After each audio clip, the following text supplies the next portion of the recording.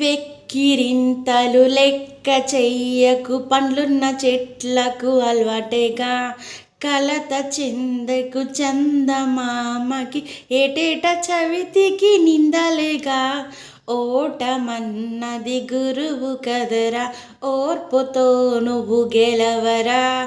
అసలు ఈ పాట నేను ఇప్పుడు ఎందుకు పాడుతున్నానంటే, ఈ ఫోటోలో కనిపిస్తున్న తండ్రి గురించి ఈ పాట అనేది పాడుతున్నాను అనమాట.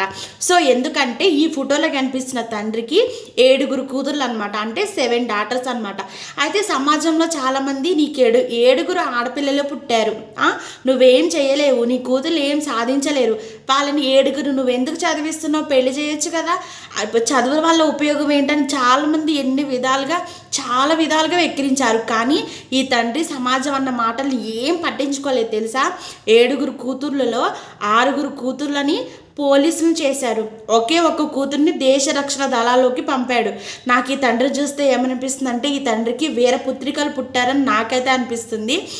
మనమైనా సరే సమాజం అన్న మాటని పట్టించుకోకుండా మనం ఏం చేయాలన్న దాన్ని గట్టిగా సంకల్పంతో ప్రయత్నిస్తే తప్పకుండా విజయం సాధిస్తామని నాకైతే ఈ తండ్రిని చూసిన తర్వాత అనిపించింది. ఈ తండ్రి గురించి అండ్ ఈ 7 కూతుర్ల గురించి మీరేమంటారో తప్పకుండా కామెంట్ చేయండి.